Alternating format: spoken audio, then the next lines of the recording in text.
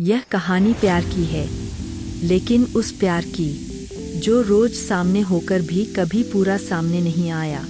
मैं हर सुबह ठीक 7:40 पर वही बस पकड़ता था, वही रूट, वही सीट, खिड़की वाली, और वही आदत, लोगों को नहीं, खिड़की से बाहर भागती जिंदगी को देखना। शहर अभी पूरी तरह जागा नहीं होता था। दुकानों के शटर आधे खुले होते, चाय की दुकानों से उठती भाप, और सड़क पर दौड़ते कुछ अधूरे सपने।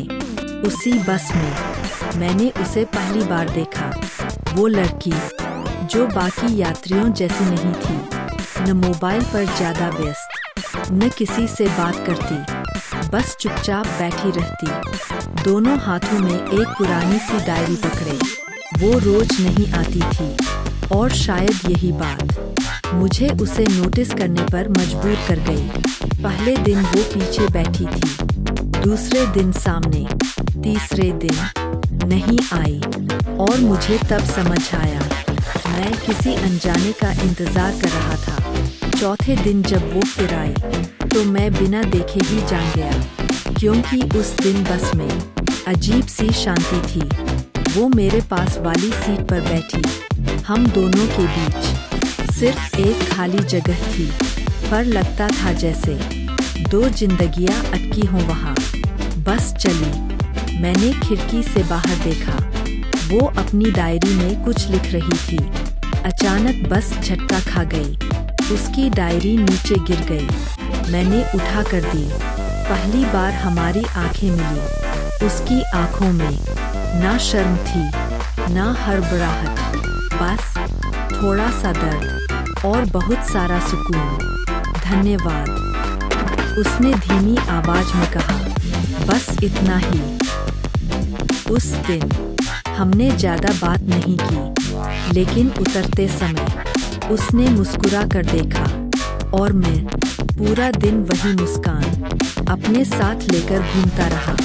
अगले कई दिनों तक वो फिर नहीं आई, और मुझे तब समझ आया कुछ लोग आते नहीं, बस दिल में बस जाते हैं। 2 हफ्ते बाद वो फिर उसी बस में थी। इस बार मेरे बगल में बैठते ही उसने खुद बात शुरू की, आप रोज इसी समय आते हैं। मैं हंस पड़ा, हाँ, शायद कुछ ढूंढ रहा हूँ। उसने डायरी बंद की, मुझे भी कुछ ऐसा ही लगता है। उस दिन हमने पहली बार थोड़ी बातें की। उसका नाम अनवी था। वो शहर से दूर किसी अस्पताल में इंटर्नशिप करती थी, और मैं बस एक आम इंसान था जिसकी जिंदगी रूटीन में अटकी थी।